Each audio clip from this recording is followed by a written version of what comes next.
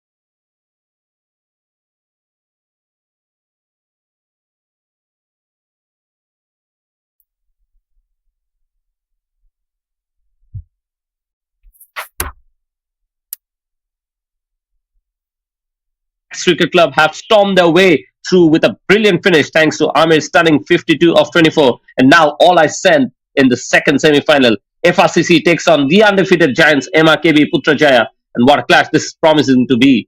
MRKB has been flawless so far in this tournament. And at the heart of their dominance is Ghulam Murtaza, a real MVP contender, if you ask me. Is currently the fifth highest in terms of the scorer and the second highest wicket taker, just overtaken by Zakir from Max. So don't count out FRCC yet. Not definitely by a long shot. There's one man who can tear a game apart, and that is Jamshid Akhtar. He's been explosive with the bat in hand. The toss update is FRCC have won the toss and they have decided to have a bowl first. It's a decision that is rooted in logic because, after all, even in the first semi final, we saw that the chasing side really held their nerves, and maybe that is possibly the reason why they are deciding to have a chase as well. So, with that, I'm Abra Hussain. Alongside me is Amin. We'll be taking you through every boundary and every breakthrough here in the second semi-final, and this is promising to be another thrilling one. So, with that, welcome, Amin. What do you have to say about this? What a great match going on, Brad. Of entertainment. Look at the first semi-final, how it finished with a flurry of sixes and fours. This is the second semi-final. First ball, excellently played. The offside with one run. There's a little fumble there. A good positive start. Yes, someone like Yasir Ali Khan is definitely the key here, especially against someone like Mohammad Irfan, I think, Amin. Because if they're able to pick his wicket up, I think it will be difficult for them. Of course, they have the likes of someone like Ghulam Murtaza who's waiting to come out to bat, but I think they have to get some wickets early on. That's crucial, Abra. Getting wickets early is a key factor here. A couple of wickets and put the batting team on the back foot. Here you're seeing Ali and Mohammad Yasir. They all know how they bat. The exciting to see the first 3 overs. That is the power play. Yes, definitely. And the idea from Mohammad Irfan will be to keep it full and straight at the stump in the initial phase of this game. Oh, an opportunity there. Almost wasn't ready. He's hurt his finger. He's hurt it quite badly. He's indicating for some medical help, and I hope he's okay. It looks like he's in excruciating pain. That is a severe blow to his hand, and no cricketer likes to receive that. The new ball is pretty harder than the soft older balls, and the medicine team is coming quickly for action. This needs to be taken care immediately. What a blow they have to play finals as well. Oh, but that fun is an important part of the group getting hit. Hope everything goes well there. Very unlucky, I mean, and looks absolutely nasty. Irfan, just during his follow through, did not really have any kind of time to move away from it. The batter absolutely smoked it straight back at him, almost like a bullet, and you can see that the medical help has arrived. We hope the physio is able to do something for him to just relieve him of the pain, but it doesn't look good. You can see maybe from here I can tell it looks like maybe it is a fracture. I hope it's not. I hope I'm wrong, but he did not really have the time to just save himself from it. So these are the tough and gritty moments in cricket. We have to say that hats off to Irfan for still just going to get a hand at it and just going for the attempt to stop that. But definitely we'll have to have the eye on him. And I'm praying for his recovery. I hope he's okay. And the way he fell down after hitting that, it's so strong, Abrar, for me. Because usually we get hit in the head, the hands, and what we normally do is just flip the fingers and tolerate the pain and move forward. And this is something like fallen down because of the pain. The impact is such. I wish he comes back stronger.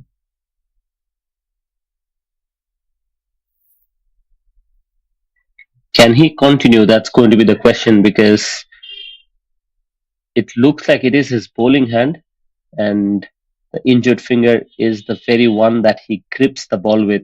So this is going to be a massive blow because Irfan started well. We have to see if he's able to continue or not. but definitely wasn't something that we anticipated so early in the innings. We are always looking for a contest between bat and ball, and we are never happy to see a player getting physically injured. So, with that, the third ball is coming in. Nicely played. Ali Raza just negotiates that with soft hand, and almost like a calmness is coming across this pitch right now.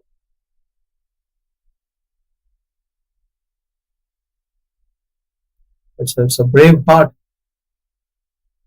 That's he, Muhammad Irfan. That is the attitude. That is the determination. We were talking about Punt 2 days ago. Broken toe, coming back and playing, scoring 50. That's how he should play. Yes, that was a short pitch delivery, and width was provided. Muhammad Yasir Ali just obliged because, of course, Yasir Ali will not feel like he doesn't want to get against the injured bowler. He wants to do well for his team, and if the opportunity is presented, he will go after it. So, you talk about the spirit of cricket, you talk about associating some nerves when it comes to them playing with a big heart. So, definitely warrior kind of spirit, but it's considered a boundary. We hope he finishes his over and goes for some rest here, because otherwise sometimes this can eventually swell up and make matters worse. So have to see how he finishes.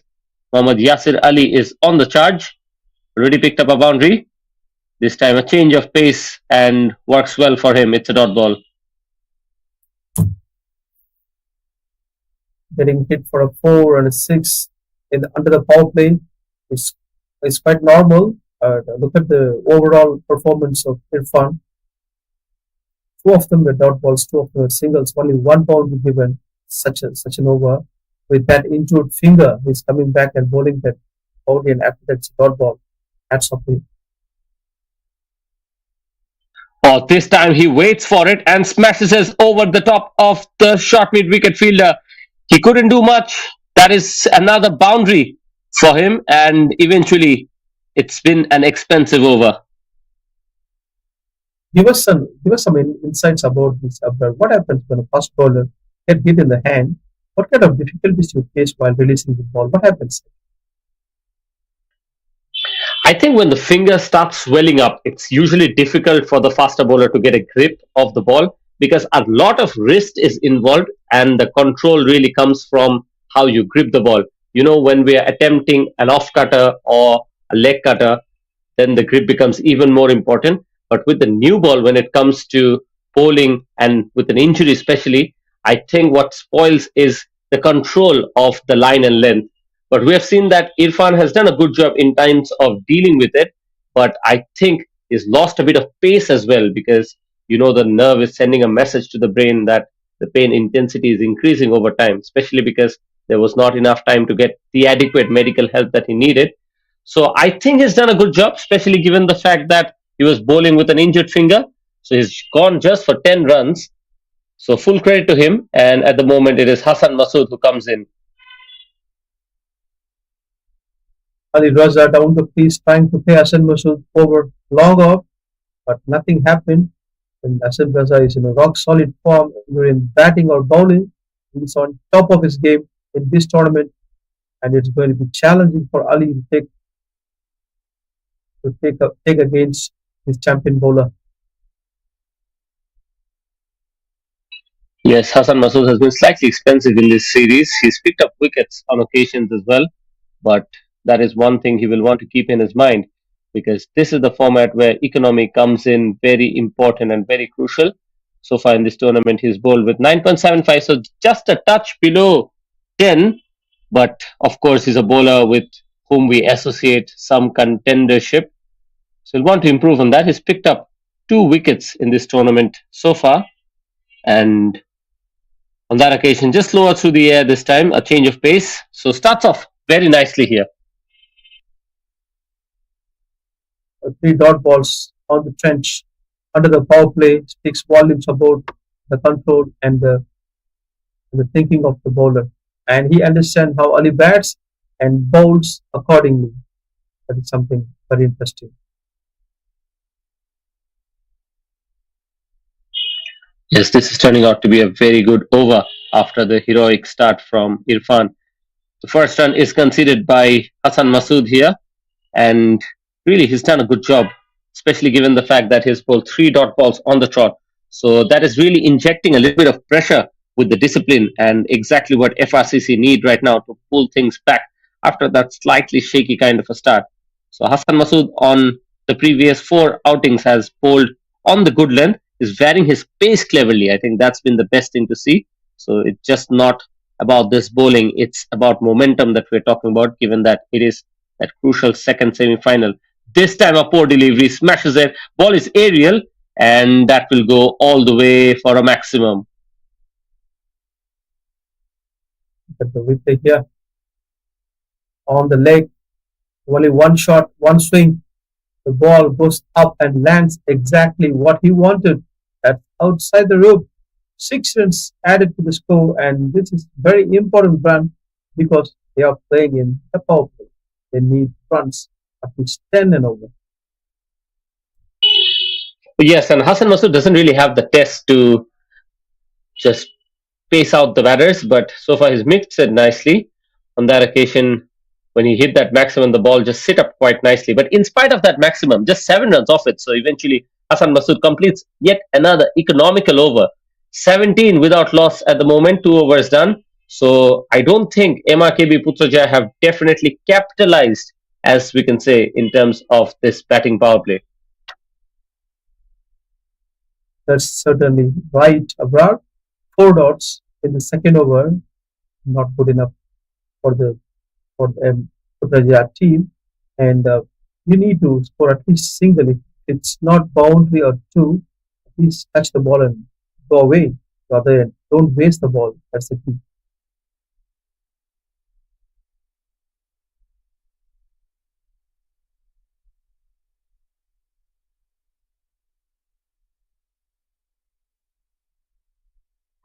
Yes, and in comes Irfan. Would you believe it? For a second over, I'm quite surprised by how much of a spirited cricketer he is. With such kind of an injury, you expect your bowlers to just take a little bit of a breather, but he is not that man. And make no mistake, this is a solid start for FRCC. In a format where runs are usually flying off the bat, I think they've kept it checked because in the completion of just over 2 overs, the run rate is below 20. On that occasion, it sits up nicely and this time smashed away on the offside, gets a boundary, and Ali Raza is on the charge here. And I must hats off for the bowler, the way he comes back and bowled the second over Mohammad Irfan. Salute to his spirit and attitude. And the youngster who are watching, I really appreciate it. You take this kind of attitude in your cricket game. Advances down the ground, not the best of connection, but mid-on is deep at long on, so that is what has saved him. I think MRKB Putrajaya should really start hitting because they have plenty of firepower in their batting order. They have someone like Ghulam Murtaza, who's been so good. They have someone like Hasnan Ahmed and Mohammad Tafiq, just to mention a few.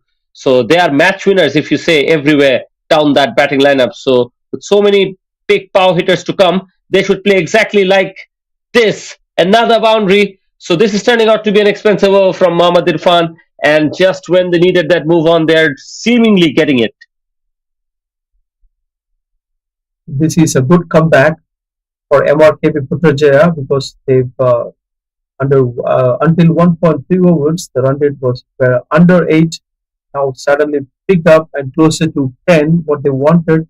Most of the team would love to score about 30 or at least 30 runs in the power play. Now they almost a boundary short of 30 runs.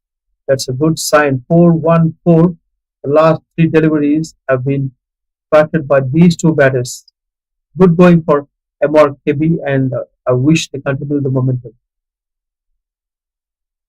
Oh yes, if Yasir Ali manages to be the fiery batter that he is, then it is trouble brewing for FRCC. Just like that, he picks up yet another boundary, and he is definitely not someone who hangs around. He's shifted gears, and look at how, at the moment, he's 23 of just 8 deliveries, and he's looking very dangerous, especially with that counter-attack mindset. I think he's a batter who backs his eye and his wrist, and definitely producing the goods here. Expensive over so far.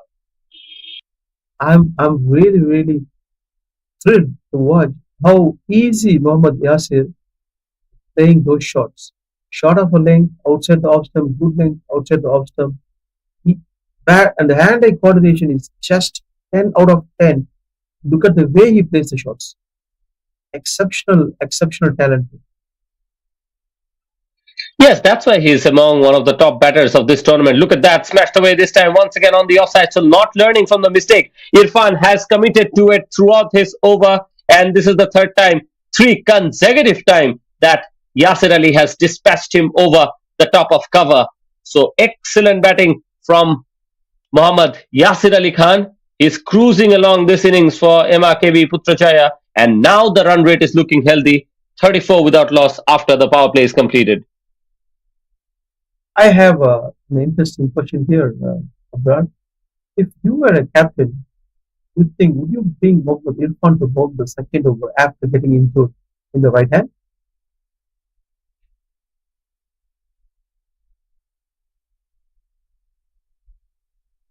Oh, very good question. I think if you're asking me honestly, I wouldn't, because Irfan is experienced definitely, but he's just bowled a brave over and he's gotten a finger injury.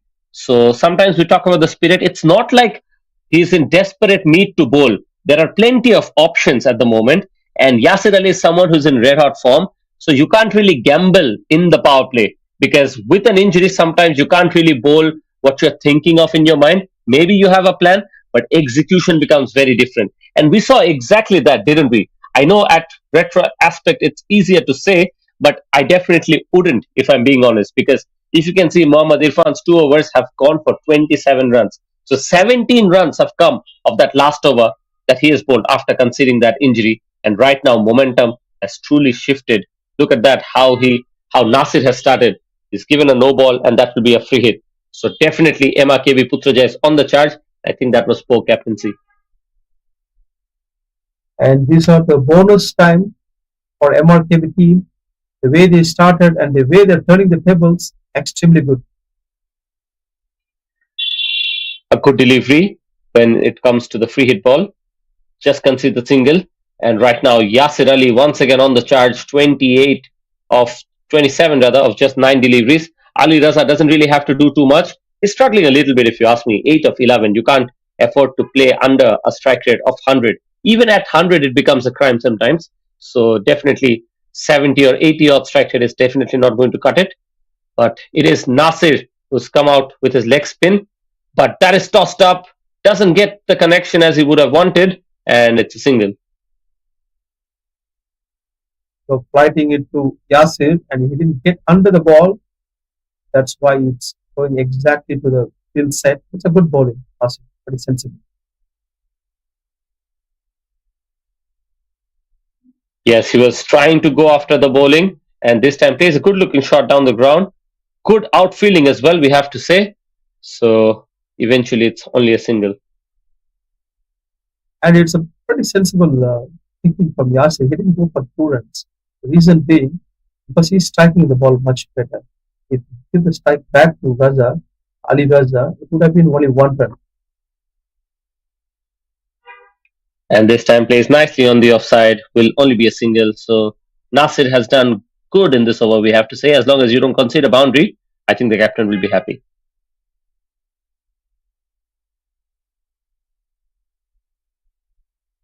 Nice bowling by Nasir. A good swing. Yes, produces a dot ball.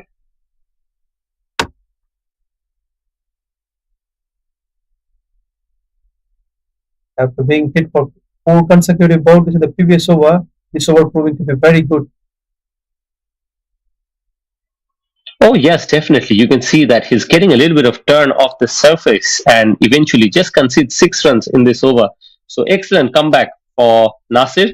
He's done a good job with his first over, just giving away 5 runs. So 4 overs done, it's 40 without loss. And we have to say, I mean, I think you'll agree with me, this is turning out to be a very good opening stand. With Yasir in electrifying form, he's punishing anything loose. And Ali Raza, at this stage, he's able to afford that kind of an innings because Yasir Ali is going so well from the other end. So I think FRCC is looking for someone who can contain, just like Nasir Abbas has done in his previous over. But on the other hand, I think Ali Raza soon has to start hitting as well.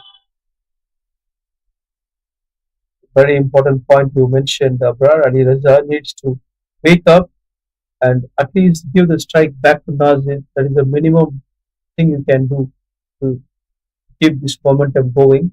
And even in the dugout, they'll be thinking literally. This is what the dugout people think. When you keep wasting balls in the shorter formats, they wish to get out and come back and let me send my hitters in. That's what they think.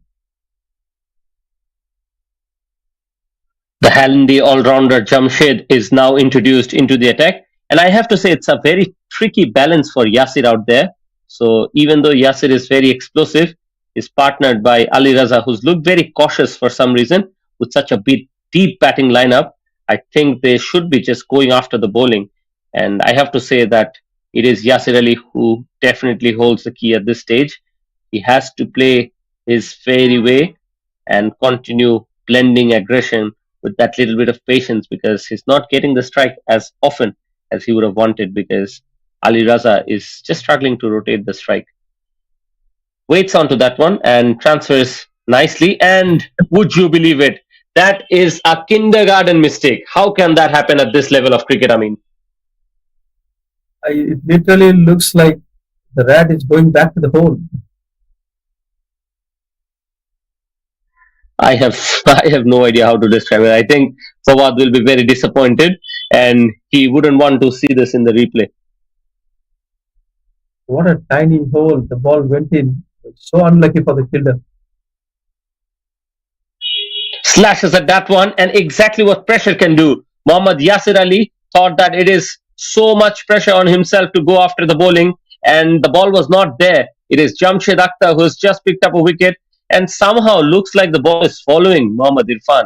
It has travelled to him. He's taken a good catch, but it is his injured finger that I'm worried of. Look at that. It was way past outside off stump and not really enough for the batter to free his arms, and that was the reason why his wicket has fallen. And Jamshed will be very, very happy to have picked up the wicket of Mohammad Yasir. And I think they will be sending the big hitter to compensate Yasir's wicket. And they have a big name in their den. It's Ghulam, who's been very, very, very lethal in the power hitting. And we witnessed yesterday some of the shots going above the roof, over the trees. All these things happened yesterday.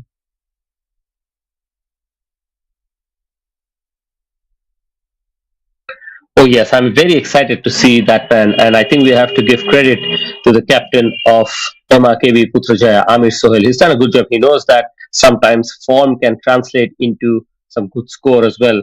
So he's aware that someone like Ghulam Murtaza is in absolutely cracker of a form, and he's a hitter batsman. So he replaces another one who plays exactly like that. But I have to ask you a question here at this stage, because you've got to put some sort of a blame, if I can say, on Ali Raza here, because in trying to keep the scoreboard ticking and to pick up a few boundaries, I think a lot of pressure was on Yasir Ali because of the kind of innings Ali Raza is playing at this stage of the game. So you think that this is the way sometimes wickets can fall if you're not being complimented well enough by your partner? Certainly, Abrar, because everything impacts the other things. If you play 4 dot balls on the other side, the next batter going in, he'll think about his team and desperately wanted to go for a shot, and that ball might be a good ball, and he might get out. Oh, that is smashed down the ground, and it has gone a long way. The dugout is applauding, and definitely they should, because Ghulam Murtaza has once again announced himself in style. He does not have anything in regards of respect for the bowlers, and he's a batter who's absolutely fearless. So excellent end of the over. Jamshed concedes 12. 5 overs done at the halfway stage of the innings. MRKB Putrajaya, it's 53 with a loss of 1. And one thing certain is entertainment. That is Ghulam. We have seen his breathtaking innings in the last couple of games, and how good he is coming down the wicket for the spinners and crashing them for sixes like he's playing with the toys. Such a powerful, impactful player, and he is also very good at bowling. He's a perfect all-rounder who picked up 5% this tournament. It's an amazing talent.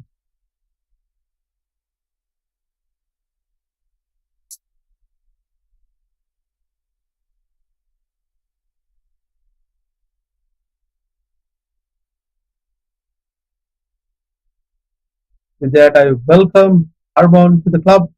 Hey, Harman, Thank you very welcome much. back to the club box. Thank you. It's been a great first 5 overs, I would say. Ghulam Mirza smoking that first delivery that he faces for a maximum.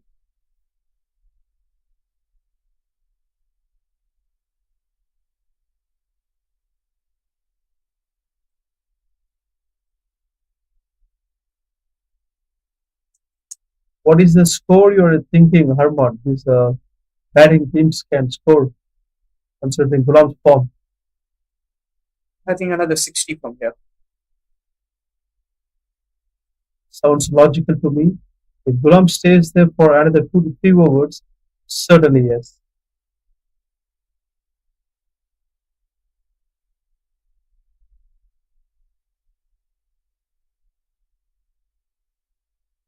Oh my goodness, that was wonderfully fielded by the fielders. Quite unlucky that this time it got past them for a boundary, and the more renewed man on the screen is Ali Raja. He's been struggling since the first ball he bowled today, and finally he managed to pull one to his right side for 4 runs.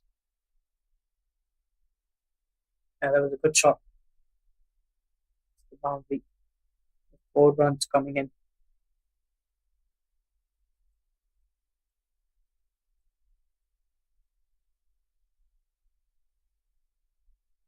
With the singles for Ali, and it's always a threat for any bowlers to see Ghulam with a bat standing in front of you. Look at that power behind the shot. We're talking about the threat, and the threat hit the bowler immediately after saying that. Look at the replay here. Arman, Yeah, brilliantly struck. He's the man who's capable of those big hits. If he stays on, he surely can take the game away from you.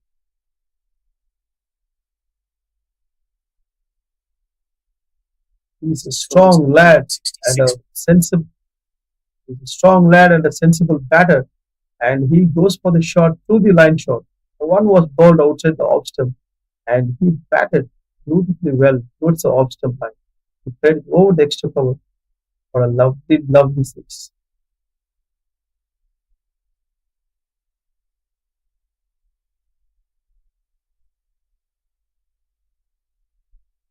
Last 4 overs.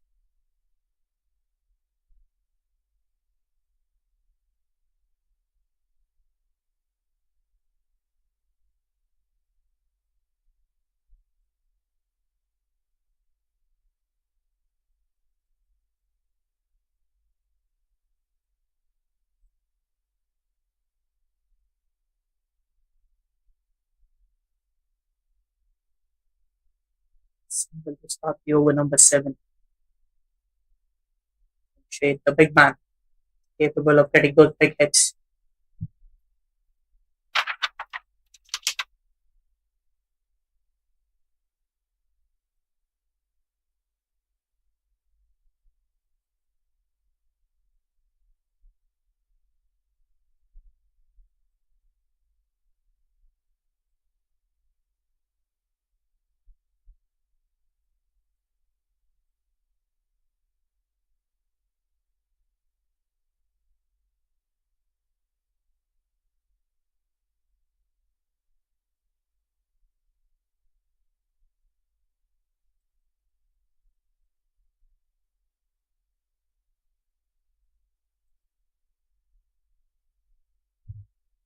Dot ball.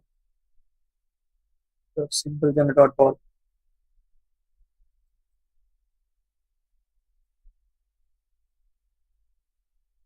Down the crease, one taken on Jamshed's over, proving to be a very good over for Jamshed.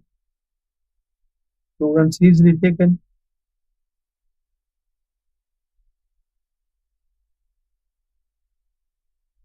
A very valuable run. They're crossing past 70 now. Within 7 overs, the run rate is pretty solid.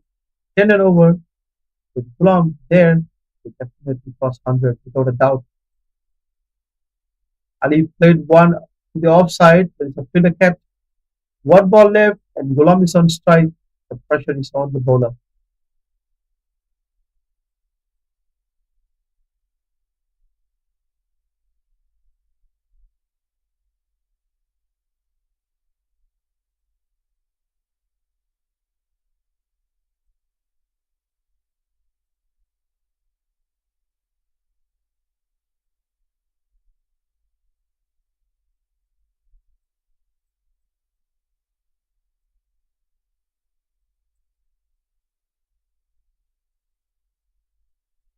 What a humongous shot that one. That one is a monster of a hit. And the ball hit the wall and comes back to Ghulam.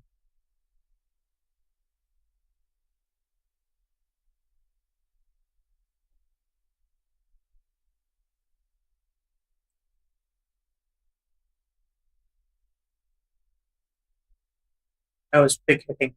Such a powerful and clean striker. What a shot. Everyone, tell about something. You are a bowler. How do you bowl to Ghulam? You're playing a hit. Well, the best decision is not to bowl against him. Very smart answer. You are the smartest cricketer around. Yeah, I'll tell you a very funny incident. If you remember the Chris Gale's inning of 175 against the Pune Warriors in IPL. Yeah. So the funny story revealed by Aaron Finch was there was no bowler who was ready to bowl in that match. And Oh, Aaron Finch went to the captain and said, "Give me the ball and I will bowl the over." Because no bowler wanted to bowl because Chris Gale was hitting the ball so well all around the ground. And Aaron oh Finch my bowled and he goodness. also got hit away. It's going to be the same result, right? More balls to gain. Spinner or fast bowler. Well, That well, if is it's an a, impact.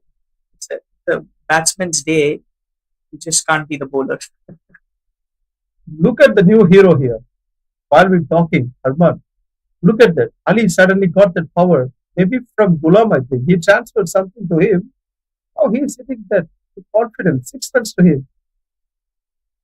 Yeah, I think it's the kind of batting you need to do.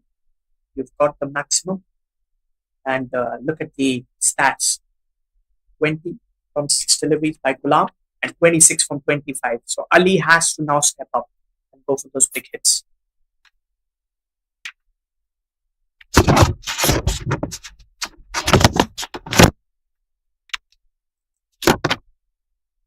That will be a single.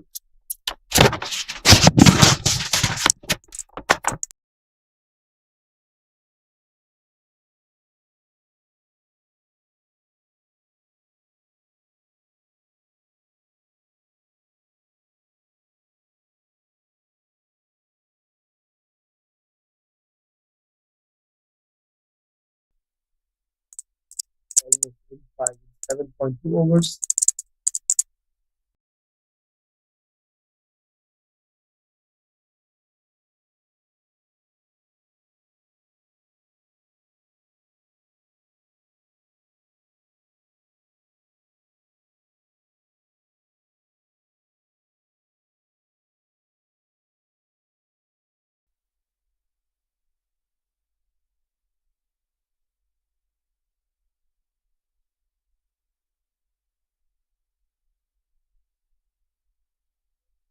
Okay, and you can It's a see good one from Hassan. Good bowling from Hassan Masood. Asking for out. Umpire said out. The batter left. So good bowling.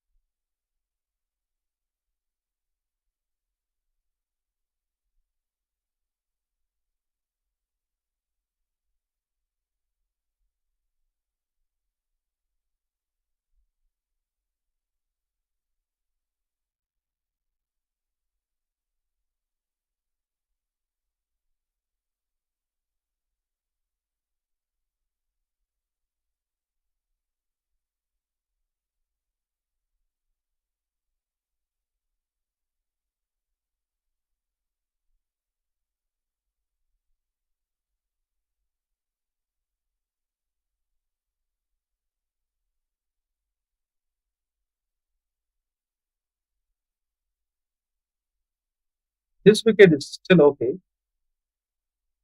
This wicket is still okay.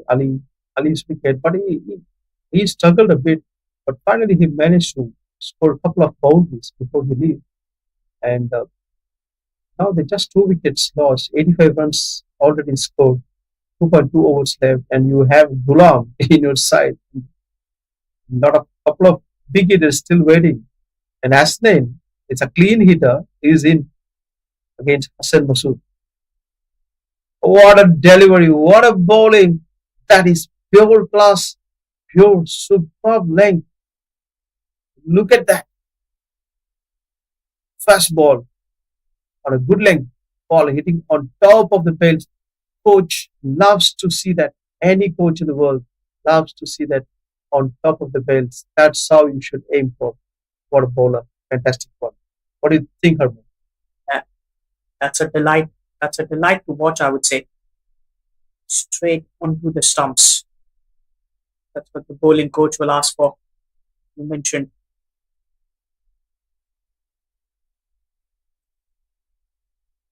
And back-to-back this, wickets. yeah, this over proving to be very, very important. But Ashwin not only picking up the wickets, he's stopping the momentum, and also on those 2 deliveries, he didn't give 4 or 6. That is an advantage of picking up wickets. Even the new batter, it's not that easy to go after the bowler immediately, but sometimes it happens. But literally speaking, on the first ball, it's not that easy to go after the bowler unless you are very special.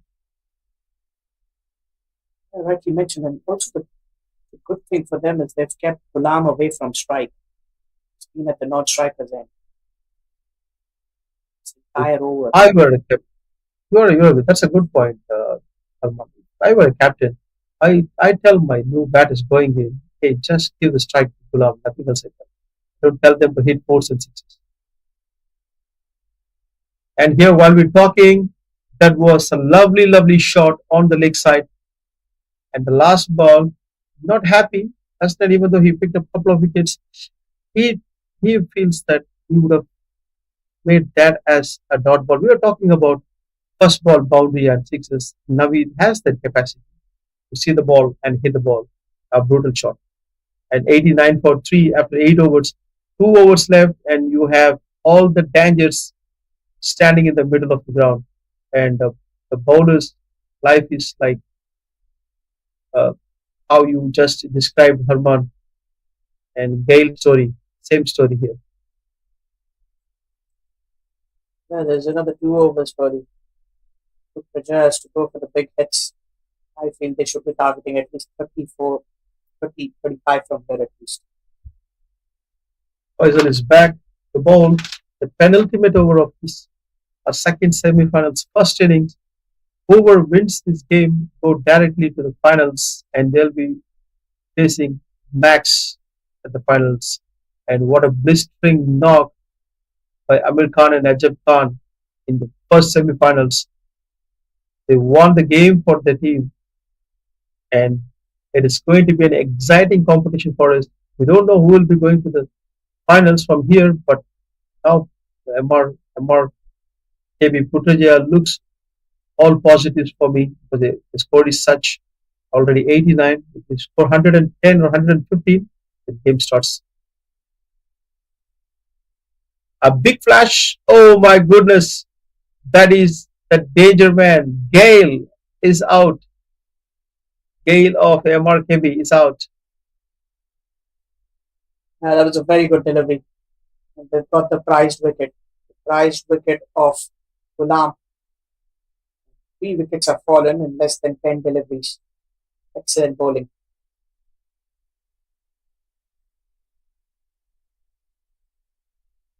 Time to go for the pull. I need to find the fielder. Seeb Ahmed, captain of FRCC. We all smile seeing Gulam going back to the dugout. And he would have easily saved at least 2 to 3 6s in the last 3 overs.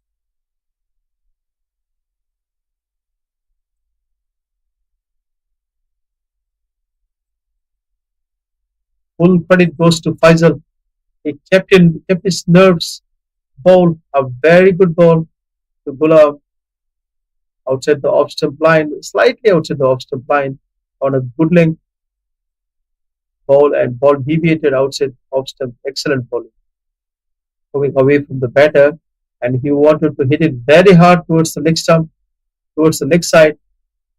Completely missed it. Faisal, second ball going to bowl to Mohammad Nasrullah. Without wasting any time, singles taken to the log off. No problem at all for FRCC to see those singles.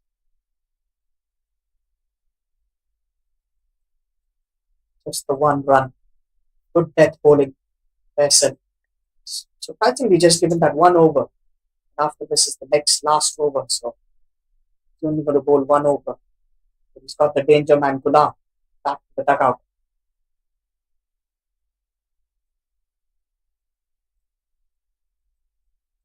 That is a scintillating shot over the extra covers that gone all the way away from the ropes. Huge six. And umpire said it's a 4 runs. That's the right decision. Naveed is giving up the fight. You're right, Arman. Naveed is giving the fight 2 balls, 8 runs. Suddenly the run goes towards 94 now. Very close to 100. 1-6 away from 600 here. 3 balls left. It's over. I think they can cross 100 in this over.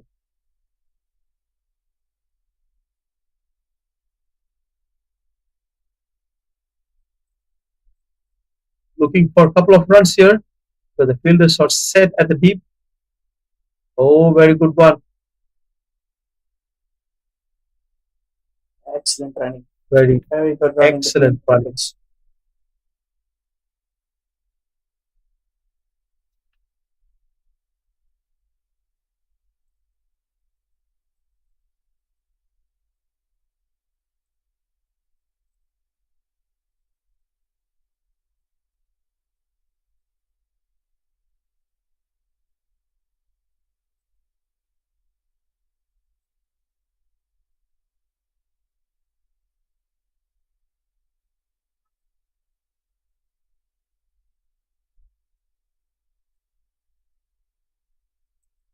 One ball left, 4 runs for 100. Another over left in his first innings. MRKB Putrajaya did extremely well in the semi-final. They've been rocking this tournament, staying top of the group.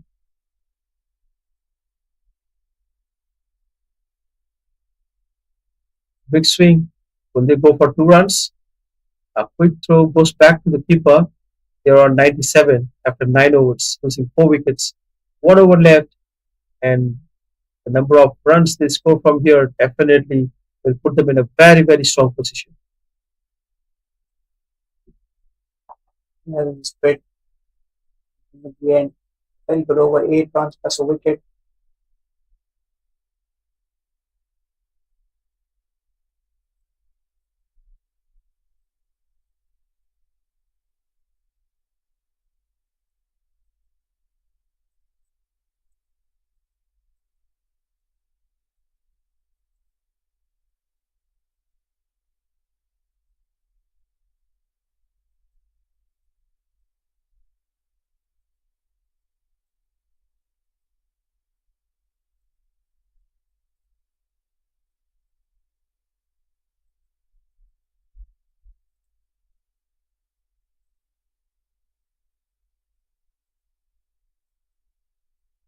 The first ball goes to the boundary.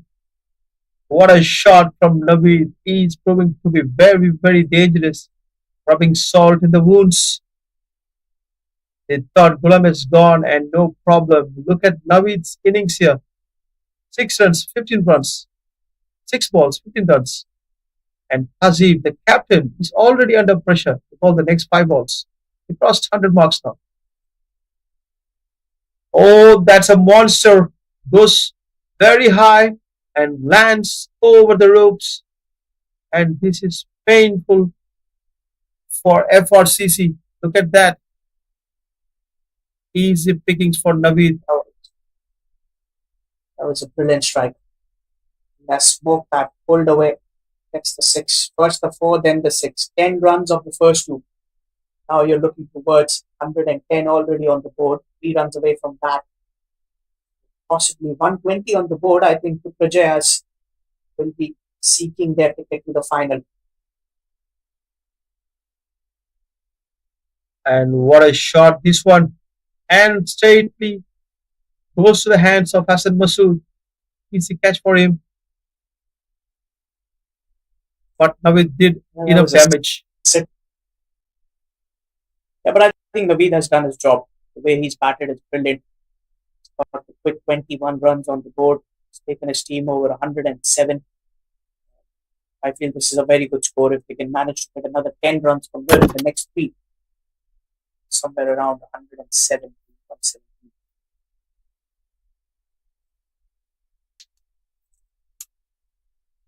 Anything over 110 this is a very, very competitive total in this tournament.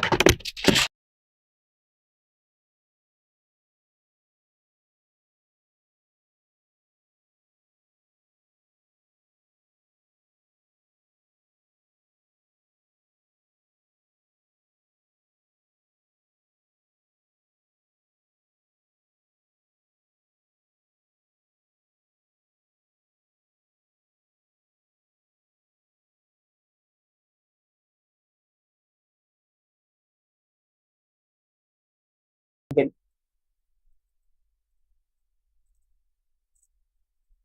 11 runs.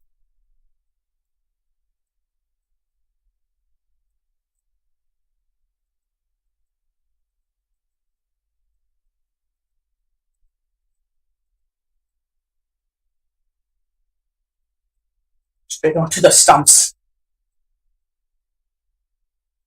And goes the Zing Bales. The Zing stumps, I beg your pardon. The flashlights are on.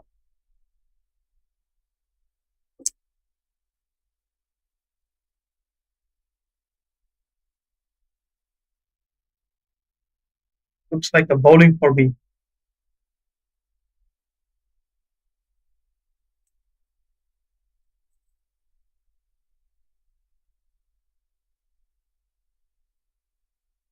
What a lovely, lovely finishing here by the captain himself, Tazib. Even 4 and 6 in the first 2 balls. Look at the way he come back and bowled the rest of the balls. Just only 1 run given and picked up a wicket. Excellent, excellent execution. 108 on the board and 109 to win. FRCC elected to bowl first, winning the toss and allow MRKB to score 108 runs and 109 to win this game. And let's wait and watch the second innings. It's going to be very, very interesting to see Jamshed coming as an opener and catching all the bowlers. Going to be all gun fighting, blazing game in the second innings. That's all from the com box. Signing off. I'd love to join in the second innings along with the co-commentators. Thank you so much.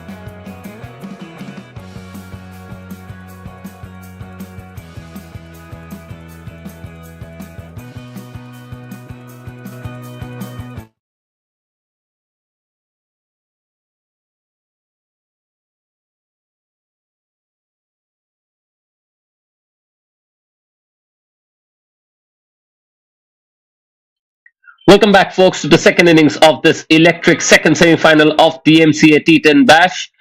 One finalist is locked in, that is Max Cricket Club, and now the equation is simple, but the task is anything but that. FRCC will require 109 runs from 10 overs.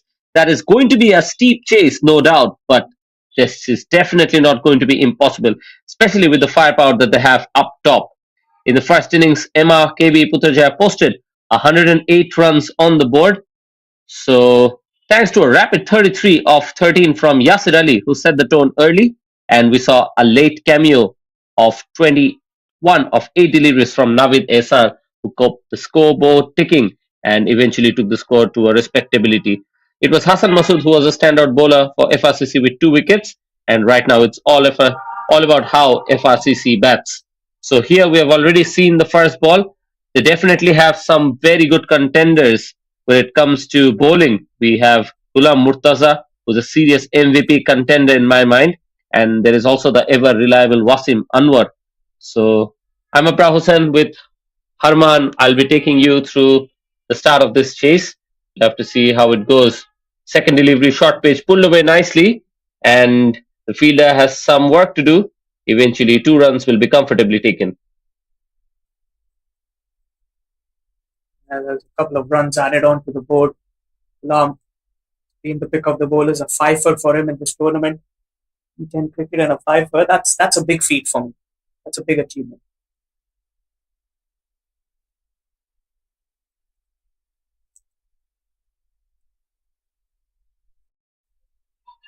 This time, a little bit of width provided, doesn't get the gap, and the misfield allows the run to be taken. And I think, Harman, the key is Ghulam Murtaza definitely with the new ball. Is, as we mentioned before as well, the second highest wicket taker, is a man that is trusted to make the early impact as well. So standing in his way is also going to be Jamshed Akhtar, who's a game changer for FRCC. He's been brutal when any kind of deliveries is in his hitting zone. So I have to say it's strength versus strength. So we have to see who has a better day here. Nasir Abbas plays that beautifully all along the carpet and picks up a boundary just out of nowhere. That fuller delivery is absolutely punished. It's brilliantly played. Pressing the gap.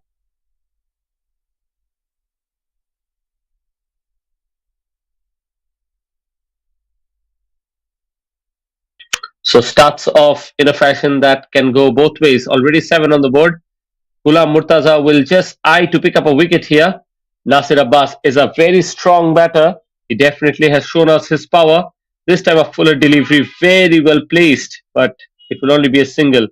So once again, he's looking for the Yorker early on, and we'll have to see if Jamshed is able to pick up another boundary in the last ball.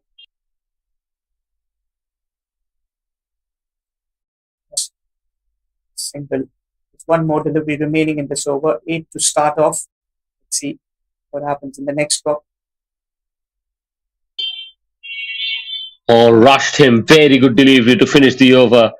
For a moment, I thought Jamshed will be able to pull that one away, but the pace of Ghulam Murtaza was rushing him. 1 over done, 8 without loss, and turning out to be a very good cracker of a contest.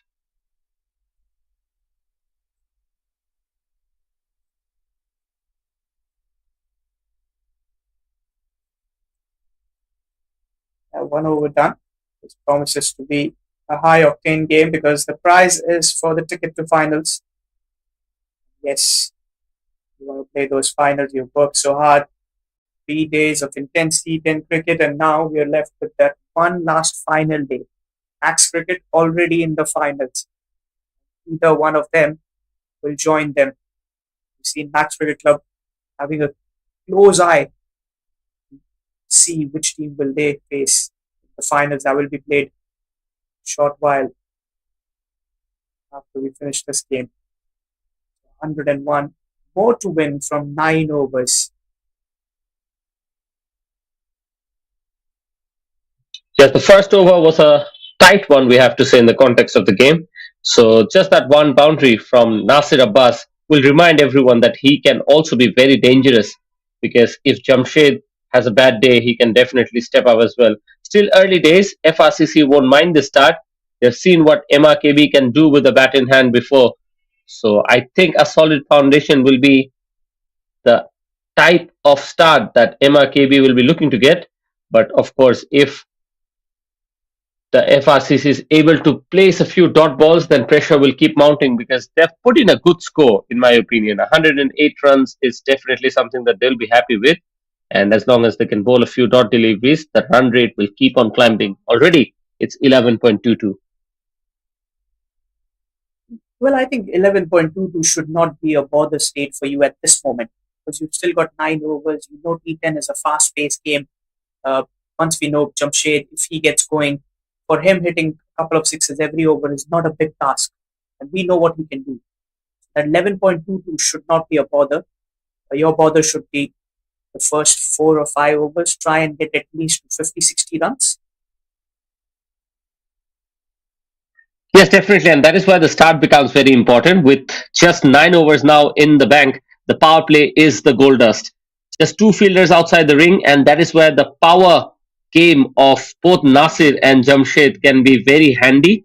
So they have already have a look at the pitch. So it's now time for them to definitely start shifting the gears. They are capable batters. They can find the gaps as well. So we'll have to see if some aggressive shots are underway, and maybe that can unsettle the bowlers off their length. And once the field spreads, it's usually something that gets a little bit more difficult. So with two more overs in the power play, definitely Nasir Abbas will be trying to capitalize. Naveed is at the top of his run up. He's steaming in, and here's a very good start. And an appeal picked up an edge. The keeper is delighted and absolutely gorgeous from Naveed first up. Nasir Abbas has gone back. He scored 5 of 3, and the breakthrough comes in for MRKB Putrajaya. Big wicket. This is a very big wicket, let me tell you. That outside edge, fine edge, very little part of edge, feather edge as you call it. But the wicket has come in. 8 for the loss of 1, and Nasir will have to go back.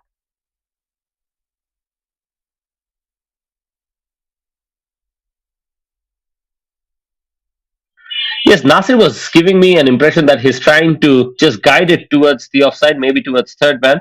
And as you mentioned, he got a very faint edge on that occasion. Keeper made no mistake, and I think his loud appeal ensured that the umpire's crooked finger went straight up quite quickly as well. So I think it is precision in the bowling of Naveed that has helped him to pick up that wicket, and that is why sometimes I've often mentioned that old-fashioned wicket-to-wicket deliveries just getting the ball in the right areas have often led to bowlers picking up wickets more often than them trying to do something more fancy. So the bowler definitely couldn't have scripted it better. He picks up a wicket off the very first ball, and now Hassan Masood has walked out to the middle. He's done well with the ball in hand, and surprisingly, I have known him for some time, and he's excellent with the bat as well.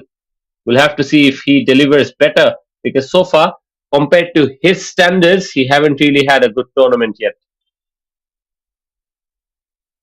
Yes, he is that kind of player that comes with a reputation. If you know him, you all know what he can do. And even Hassan is that kind of player that alongside Jamshed can build up that partnership and take this game a little deep. I feel now these two batters should think about batting together for at least another 5, 6 overs and then take the game as deep as possible. Let the opposition side, the bowling team, make some errors. Oh, that is a good take by the wicketkeeper. The ball was travelling in with the angle, and a dive was required. It does well. Umpire signals wide. But talking more about the way that Hassan Masood has delivered in this tournament, he's batted 4 times. He's batted in 4 matches, that is, and batted twice. Only managed to score 14 runs with a strike rate of 93. That's really what I'm trying to mention. That he hasn't been among the runs as frequently as he would have wanted to. Big appeal there, huge appeal, almost begging the umpire, still signaling him, but steady and firm in his decision is the umpire here, and that's a dot ball, so quite anticlimactic. And that is true. It is anticlimactic.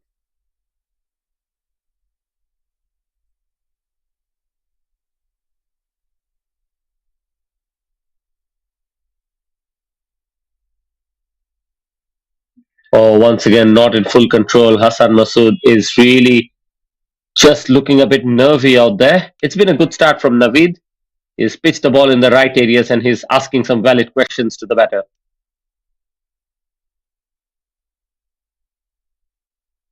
This has been a good over.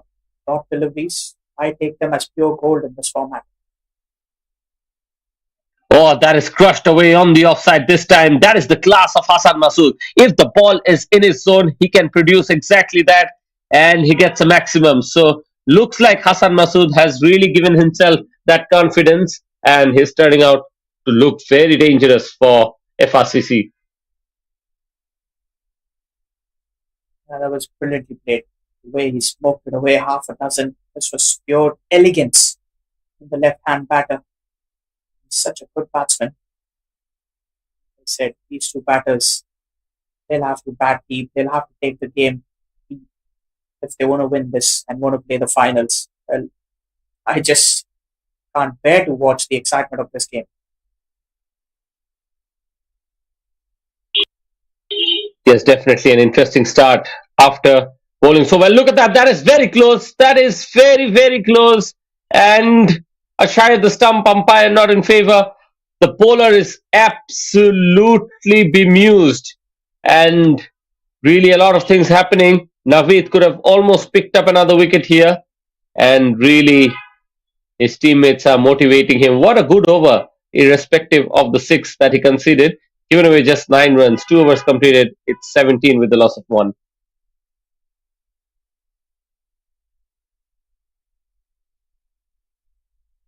Yeah, that was a very good over. 9 runs plus a wicket, 2 overs. Still 8 more overs remaining, 92 to win. What do you think? Who's your pick?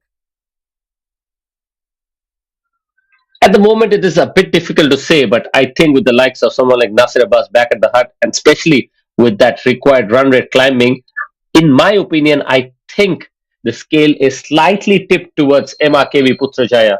There are some very good bowlers in their ranks, and we can see that Ghulam Murtaza is back to bowl the last over of this power play. And right now, if Jamshed doesn't get it going, it will be difficult for them to just continue and playing with that dominating fashion. Starts off with a wide, but he's definitely angling it across and creating a little bit of a doubt in the batter's mind, especially with the amount of pace he's bowling with. Yeah, he's got really good amount of pace. And if you remember, yesterday Jamshed was struggling initially. He was 7 deliveries without scoring, and after that he accelerated, went on to bat at a strike rate of 200 plus. So Jamshed is someone that might struggle initially, but if he stays on the wicket, he can get the runs on the board.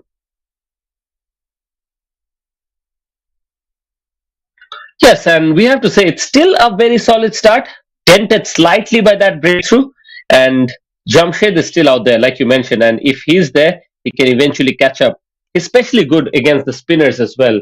I can recall those slog sweeps that he attempted in the previous couple of outings, and whenever he executes it, it's usually a 6.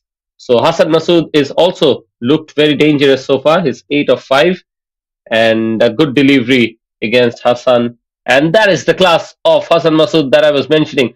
Just effortlessly guiding it towards third man and piercing the gap in the field with perfection. A good start from him, this time striking at 200. Just guided, was with the pace of the delivery, gets that away. Brilliant striking.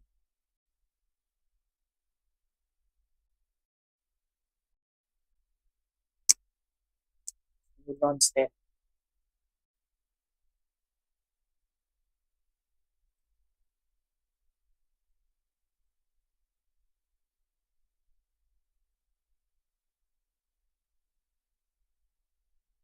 Oh, beautiful channel. This time taking the ball away from the left-hander. And he's really a very good bowler. So every time he gets hit, it's usually how he comes back. That is the story that we often explain to our viewers, that sometimes it's not about going for boundaries.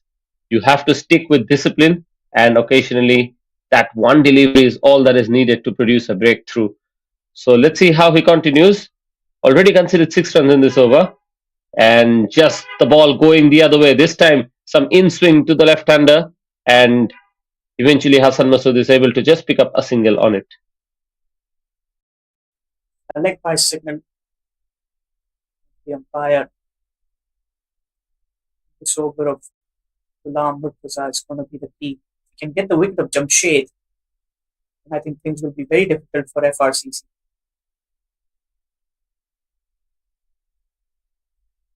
Oh yes, and just 3 more deliveries remaining. We'll have to see if Ghulam Murtaza is able to pick up a wicket here, and he'll be eyeing for that of Jamshed here. Not in full control, but this time it's the timing that takes it away. What a shot that is. Look, he's changing the bat. So, like I mentioned, it wasn't most convincing, but that is good enough for yet another boundary. That's the class of that man. He's a clean, powerful striker. If you keep it in the zone, he's surely going to take you away. Probably there is some damage on that pillow. The handle is shaking, I feel. That's why he wants to have a change in that bat. Jamshed, if he stays alongside Hassan Masood, I'm telling you, this game is FRCC's.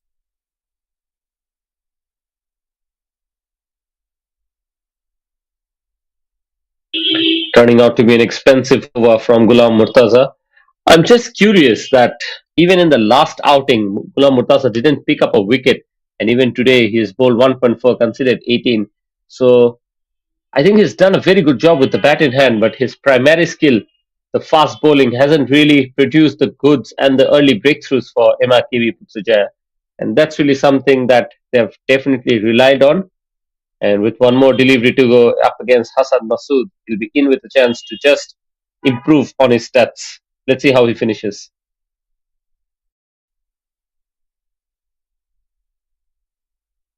Final delivery of the over. They're going to win 19 runs. It's 1.5 overs. Not a very typical figure of his. Finishes off nicely, this time getting that extra bit of bounce. So has managed to keep Hassan Masood quiet.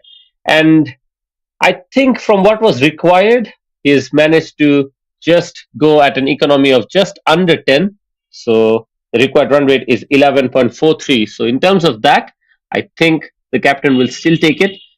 But they definitely now need to find some other bowlers who can just help them pick up some more wickets from this FRCC batting lineup.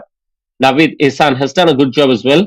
So it will be interesting to see if he comes back or if we're seeing some introduction of spin as well. But yeah, I think you can always catch up on that.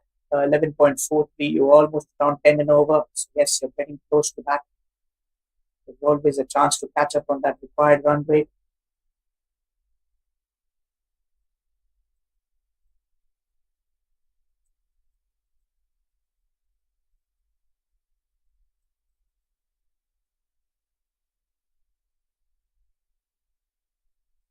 But you still haven't given me your pick for the winner.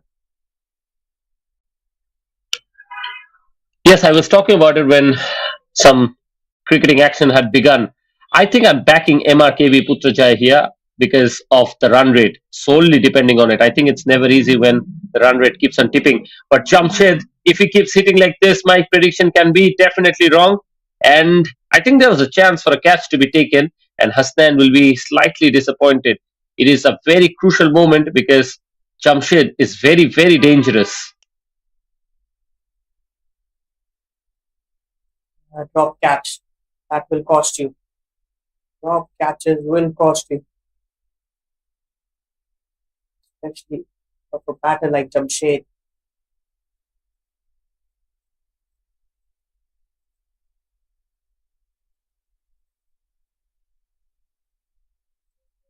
Almost picking up a wicket on that one as well. So Hasnan has started well, but so far it is Jamshed who's the man who's once again carrying the hopes of FRCC here.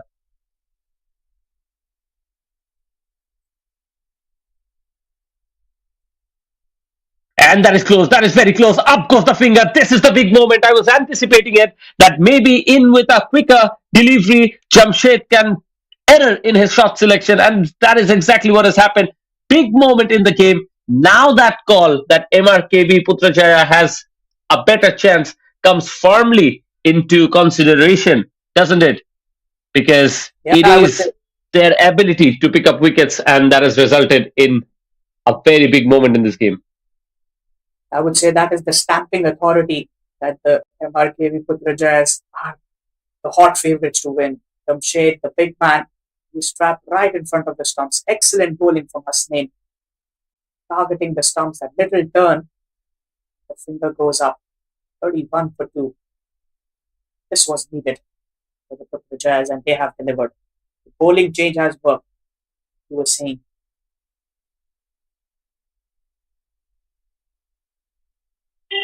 Crucial moment in the game. Hasnain strikes. He's a crafty spinner and has struck with a delivery that was very tight and attacking the stump.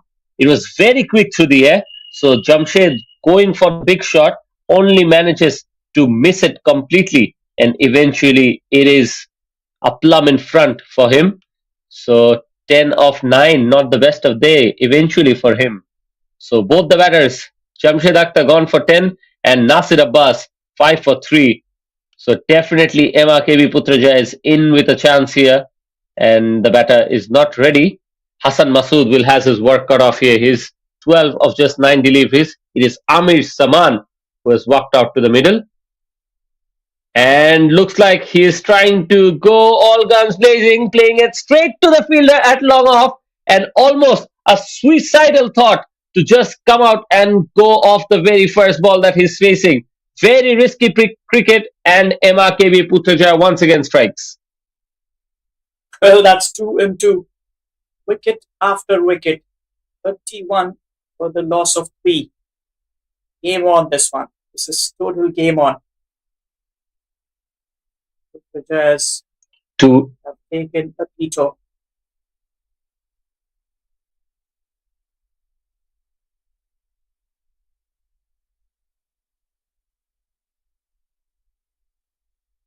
Yes, Hasnain is on fire. That was a crucial wicket once again. He follows the first with a second wicket, and the double strike has definitely going to send some shockwaves into the middle order of FRCC. At the moment, the score is 31 for 3, and Hasnain's spell is already turning this chase on its head. He's been a bit smart with his bowling. I think there has been some clever variations as well, and it looks like the batters are also committing some mistakes in their approach. So MRKB Putrajaya are smelling blood now. The pressure is mounting, and Hasnain is the perfect man. Seems like it to capitalize on it. He's on a hat trick. We'll have to see if the captain can just negotiate this delivery. And looks like Hasnain is very eager, and he's sensing something to happen for himself. Let's see how it goes. Quicker and nicely played with soft hands, guiding away on the leg side. That will be a single. But what an over this is turning out to be. Brilliant bowling from Hasnain. Changed the game. Got his team on that front foot. Let's put them as the hot favourites. It's over. Just the 3 runs, 2 wickets, 1 more delivery remaining. Excellent bowling.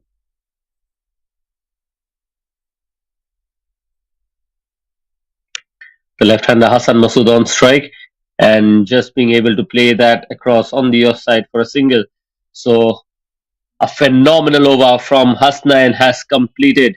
Just 4 runs and 2 wickets. That's the kind of bowling spell that really can shift momentum instantly and turn the tide of a very high stakes semi-final. So pressure was building, and Hasnain has delivered. He's definitely going to be under the spotlight. He'll come back and continue to bowl his second over. He's been showing some control, and he definitely has that killer instinct of a bowler. So right now, definitely the dugout will be on their feet. The tension is sky high, and looks like we have a thrilling cricket at its best. Yeah, that's T10 cricket for you, and this is the semi-finals. So you have to have a contest. 3 for 3, 6 more overs remaining. Hasnain's over is the game changer for me. The wicket of Jamshed was the key, followed by another wicket right after. First, you have the pressure of losing wickets. Now that asking rate is just around 12.67. A few dot deliveries, it's going to spike to 13. So things are going to get even more difficult for the FRCC.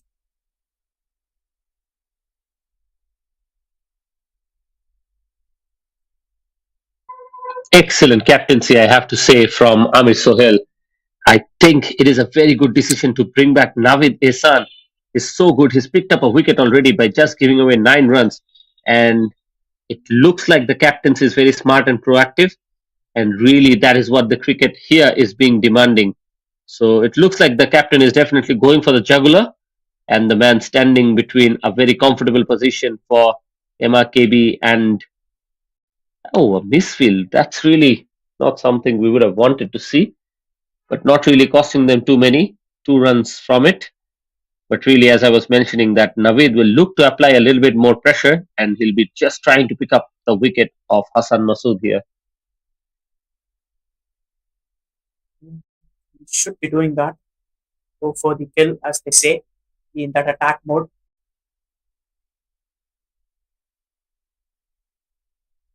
Five runs. And we still have Hassan Masood there. If he can strike those big hits there, Zeeb can give him some support from the other end. Still, there is some life in this T10 contest.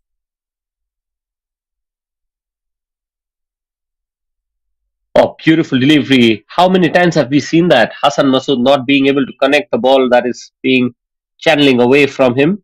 And once again, he misses it. So, definitely one thing we have to say, I think we have confirmation right now with that miss that Hassan Masood is really not in his best shape when it comes to batting. He is really someone who promises a lot. And I think FRCC depends a lot on his stay as well. This time it's a fuller delivery, thrashed on the offside. So really just improving on it, because that is the kind of damage that FRCC expects him to do. So after missing it, he's finally made a good comeback.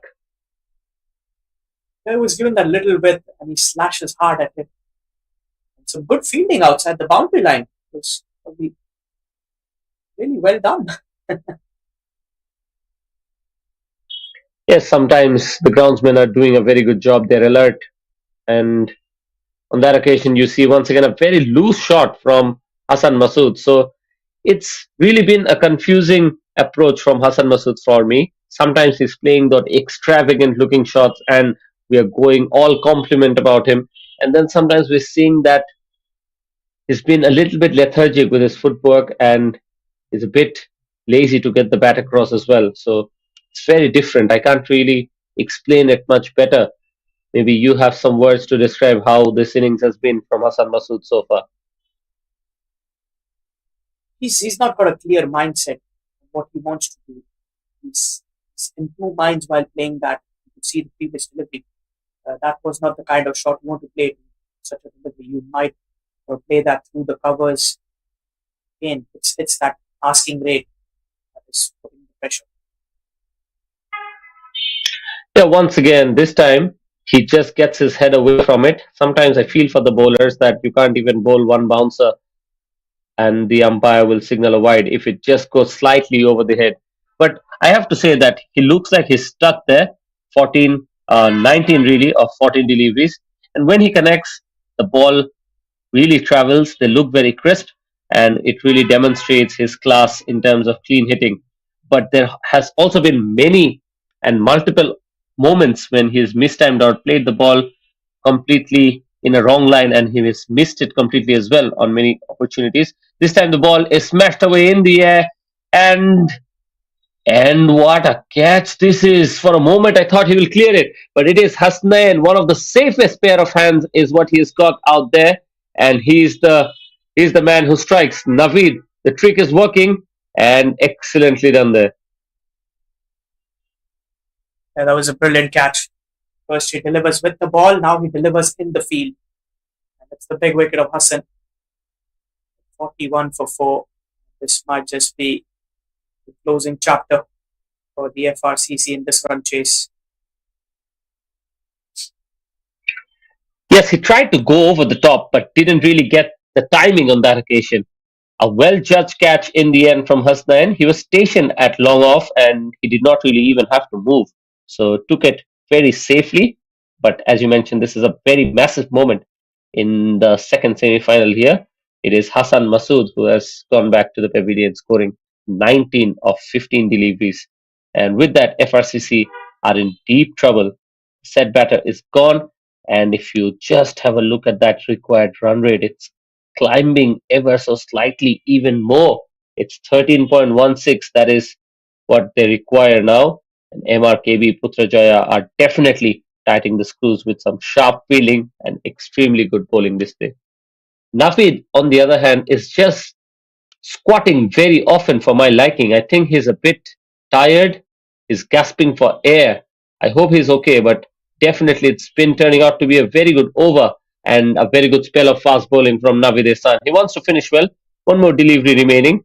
Let's see if he can produce a very good delivery against Afif Harid. Ball.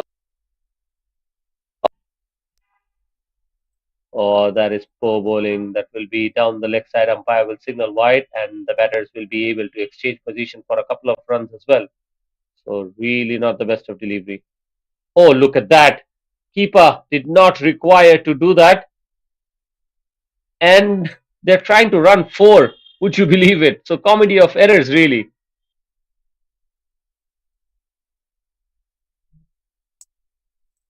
At first it was wide and then you're giving the extra run. There was no need to go for that throw by the wicket keeper, which allows them to sneak in that extra run.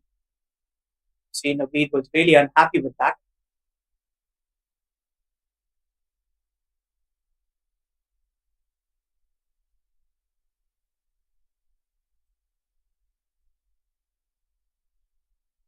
Slightly expensive, 21 off 2. And he doesn't finish with that. Oh, he does. So 21 it is that is gone for. The batters are looking very proactive, Tazib and Muhammad Afif rather. So 5 overs done. It's 45 with the loss of 4 and 64 runs now needed after the completion of 5 overs. So this is really the stage where I feel MRKB Putrajaya will find themselves in a little bit of a relief kind of a situation. Yeah, they'll feel more comfortable moving forward. And with that, it's going to be Abrar Hussain taking a short little break. As for the next 5 overs, joining me in the com box is going to be the dynamic Amin. Welcome, Amin, to the com box. Hey Armand, thank you so much. And 45 for 4. What a way things are going for MRKB Putrajaya. Bowling really, really well. And the man you're seeing here has been very, very good with the ball. 45 runs scored, another 64 to win 5 overs. In 5 overs, anything can happen. This is a T10 game. Afif and Tazib is in.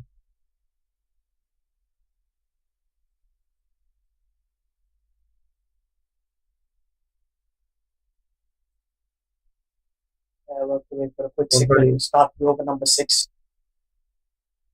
Amin has been the Hasnain has been the one who brought them right into the contest, like with the commanding position.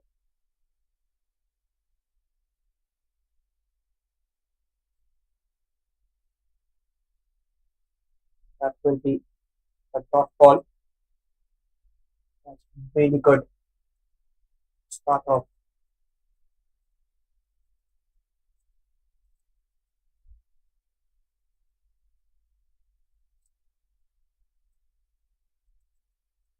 Let's put that away.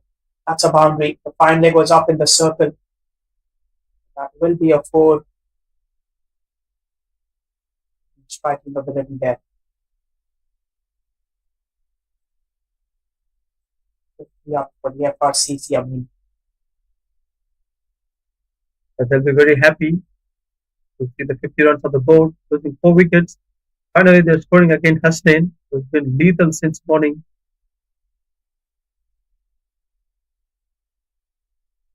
So I would say is one thing that, I mean, you see that 59, or rather 58 more to win from 4.2 overs. It is possible.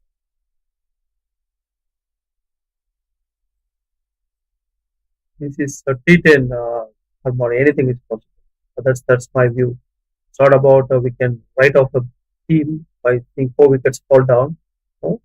2 batters standing there for 10 overs can be possible.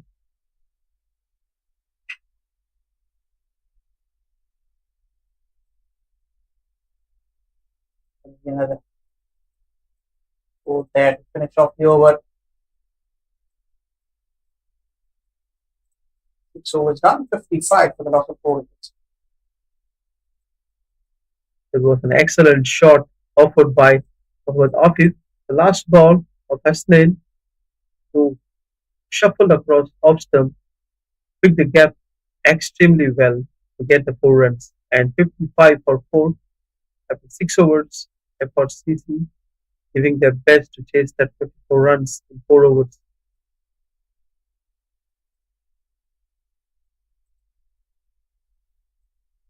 You are witnessing the second semi-final of the T10 Bash JCC Trophy. Phase 1. Look at that. Tazib, first ball, hitting it over the mid wicket. Fielder is there. Quick 2 runs. A pretty quick one.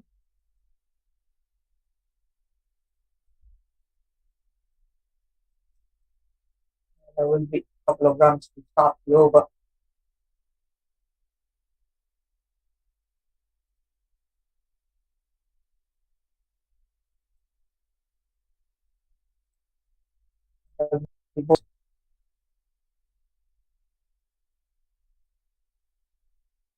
Yeah.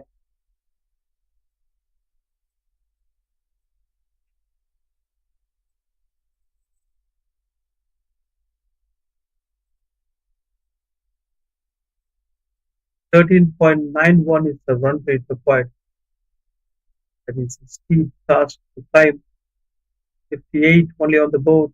Number 50 in just 33.4 overs.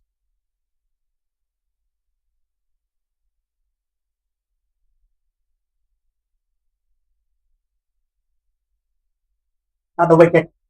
Another wicket bites the dust. Half of the side now back into the dugout.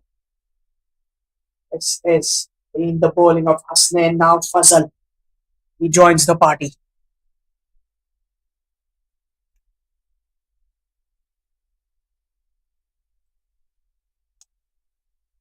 Been bowling here. Brilliant bowling by Fazal here. Look at that. Only 3 runs given. Picked up a wicket. And that too when things are going a little bit good for FRCC. They pulled the brake and stopped the momentum. And they need another 51 runs in 3.3 overs. Huge task in hand. And losing wicket is going to put more pressure on the batter.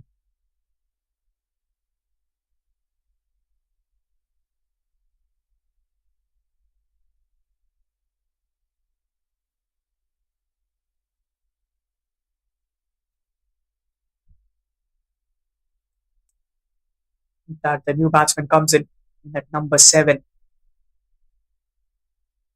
The FRCC now are very far from this target, almost 14.57 at required run rate. Game slipping away from them.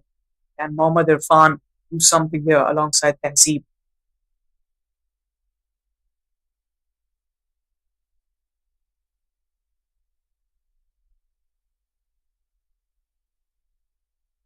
That's a top delivery.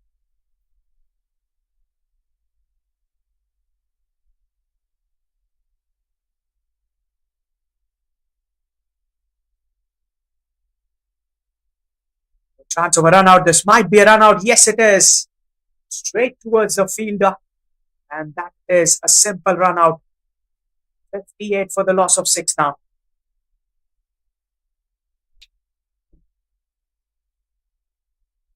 Things are definitely not going towards FRCC today.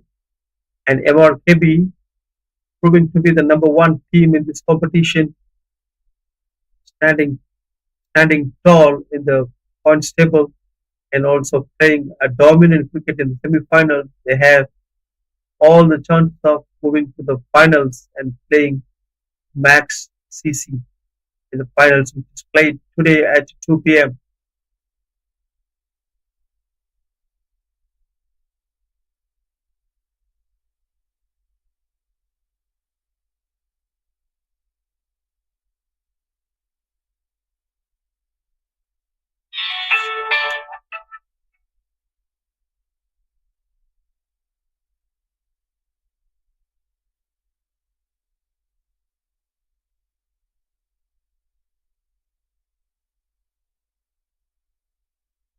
What a wonderful catch that one. 2 wickets. MRKB is just destroying the opponents, picking up back-to-back wickets.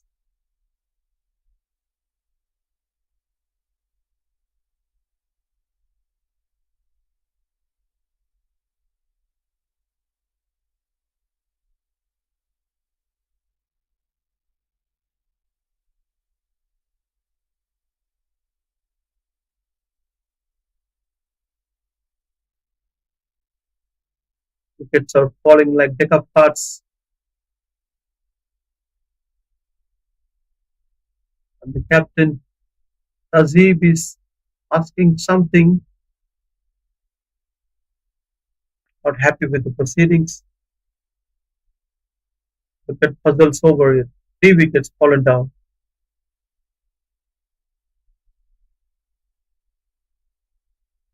7 overs done, 58 for 7.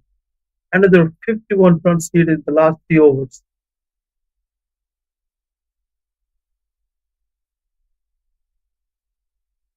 Almost 80% of the team is gone.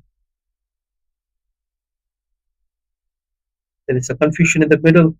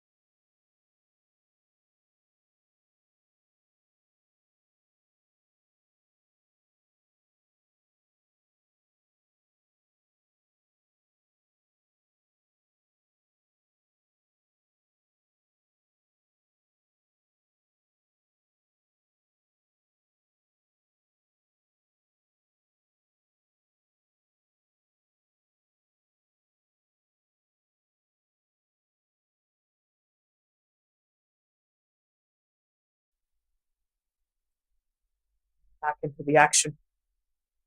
Wickets falling in the previous over. 58 for 7. The FRCC. Now, the last 3 overs, 51 more to win. That is a big ask. What I can say is the Putrajayas will be sensing that they are entering now the finals. They will take on the Max Cricket Club. This has been a brilliant game for them. The bowlers have dominated. The batters did well in the first half. Now it's all about just getting that victory for the team. 3 more overs or 3 wickets away. Call it whatever you want to.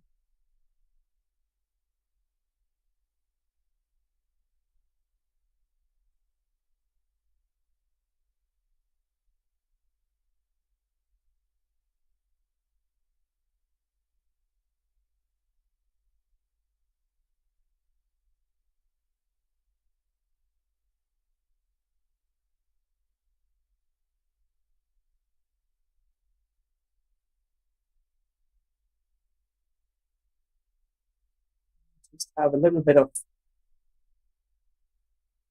delay here. So get into the business end of work. I mean, well, fair to say now that the Putrajayas will take on the Max Cricket Club. Who do you think will be the winners? That's a $1 million question from you, Arman. And But I'm not giving you teams are $1 million, looking- that's for sure. Maybe 500,000. What do you think? Okay, that. Well, I wish I had that much to give you. Okay, and that's a good question. Both teams looking so solid, but for me, MRKB looks slightly advanced. They have an advantage over Max, but we've seen lots of finals. Prediction goes wrong. Sometimes the team plays whole tournament really well, and they lose in the finals. Even if this happens in IPL as well, and CSK plays all the games well and lose to Mumbai, which just try to enter the semi-final and win the game in one semi and another eliminated, and then win one in the qualifier, then win the championship. We have seen this previous previous times as well. And there is something happening with Aziz. Something is happening with Aziz. I'm not too sure why he's removing his pads, removing his gloves, taking lots of. The pad strap came off, so that's why he's asked for a new pair of pads. Already the game is getting delayed and the players taking long time. They understand that the game is going away from them. Yeah, we have Looks the like second. removing two pads and wasting time. I don't think so. That's a sportsman spirit. We just have another 1 hour before the final starts. People time start. The big finals. Eventful day this has been. It's quite evident that they're desperately wasting time here, changing gloves, changing pads more frequently than the other teams does. Not sure what's going on with them.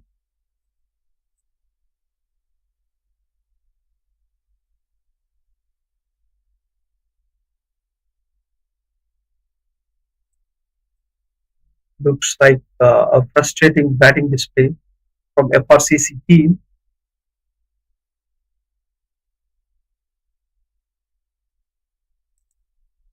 Yeah, 59 for 7, and now you're just moving towards that mark.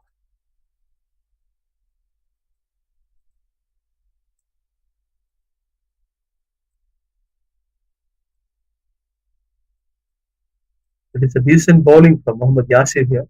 Couple of third balls.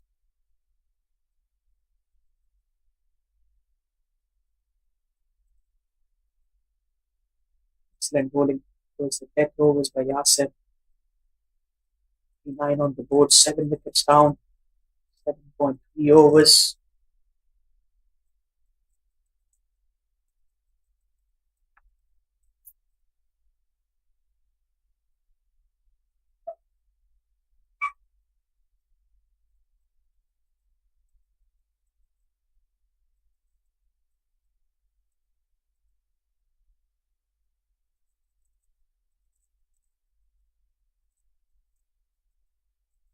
Last two balls of the eighth over, 64-7. They need 49 runs at 21 runs per over. Huge task. And what a lovely shot from the captain himself. Sailed over the ropes for a huge six. It was a brilliant shot. Half a dozen. They need many more of them if they want to win this game. Please try to get as close as possible to the target.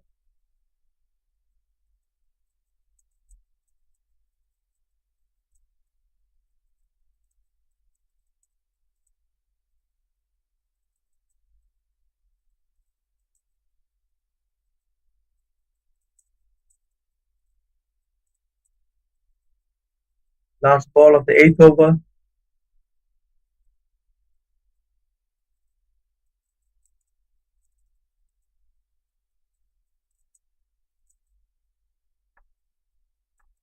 Well done by Mohammad Yasir. After giving six, managed to bowl a dot ball. And just last 2 overs done. 2 overs remaining, 43 runs needed. Things are looking so solid for MRKB FRCC is quite disappointed. The with the batting display in the second innings.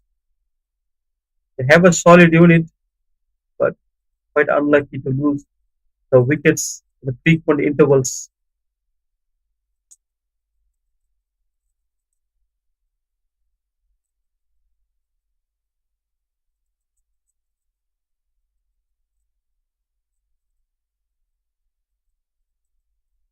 Only 1 run taken. That's a good shot.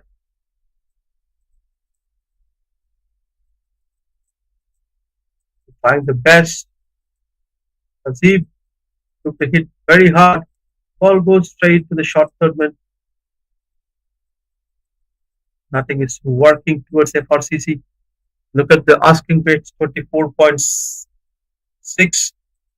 You need 4-6 in an over to win this game. And that's out. Stumping. Lovely work by Fazal, who already picked up a couple of wickets. Picked up the third wicket for his team. What a lovely bowler he is. Very economical, picking up wickets. Homer Kizar's wicket gone and 8 wickets down for 68.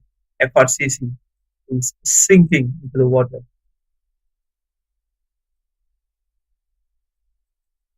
And now the wickets are falling.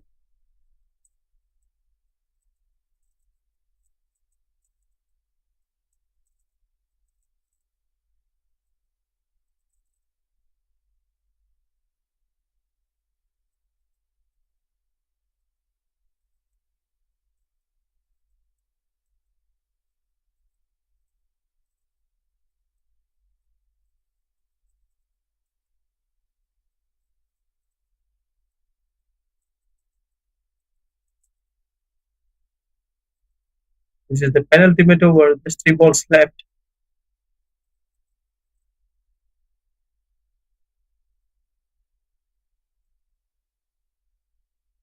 A reverse sweep attempted. Only 1 run scored. Nothing he can do at this time. Very difficult situation to come out with. No team likes to be in this situation that they are in the semis and not able to complete the task, especially when you are a captain and you are batting there and you know that you cannot win. That is a brutal situation. That's a brutal. That's a very bad feeling. Ball goes straight. There is a fielder, only 1 run.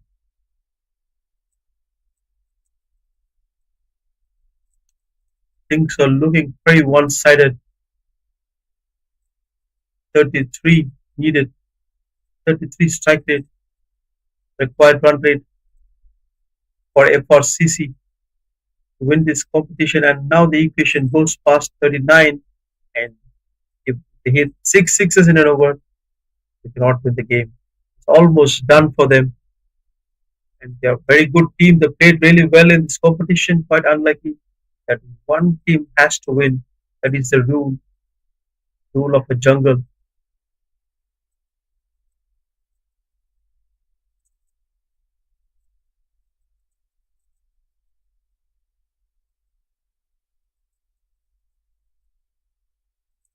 When things are getting tough, the tougher gets going.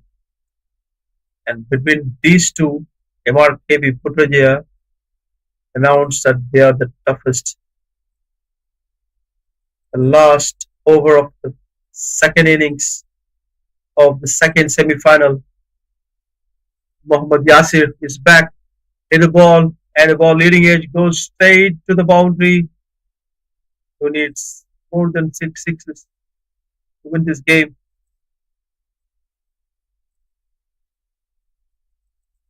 Azib is not giving up. What a character he is. He knows it's very difficult task to win this. Still is asking for the over the shoulder no ball. The umpire said it's all right.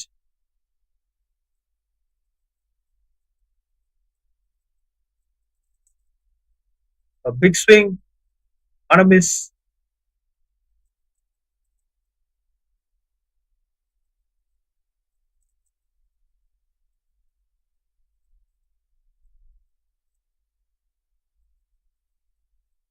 A beautiful bowling by Mohammad Yasir.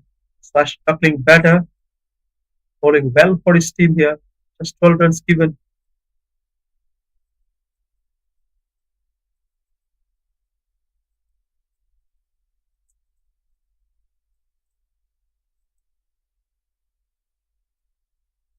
That will be Ball goes up.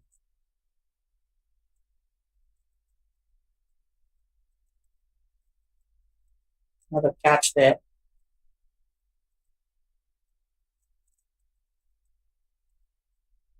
Almost the end of this game now. I mean,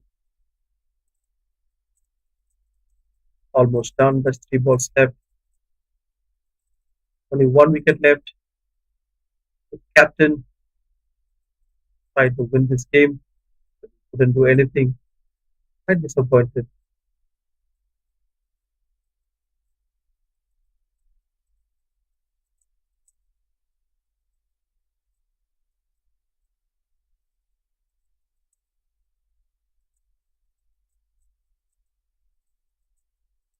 this has been a very ordinary outing for the FRCC.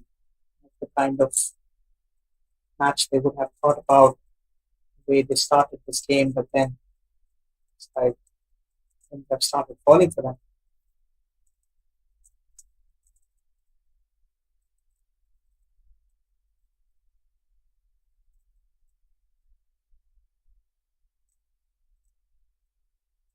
Last wicket.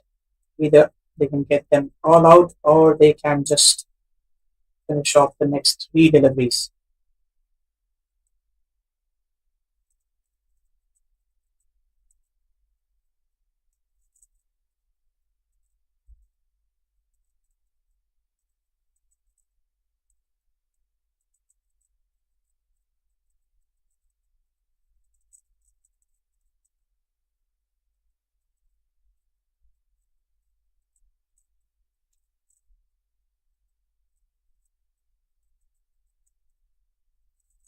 Just a single.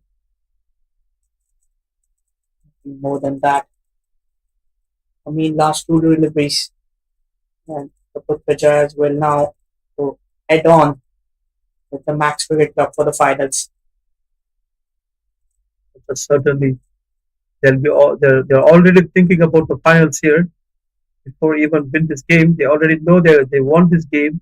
Just formalities are there, completing the overs. 34 needed from 1 ball, and almost all of them out. 75 runs on the board. Just staying there to complete the proceedings.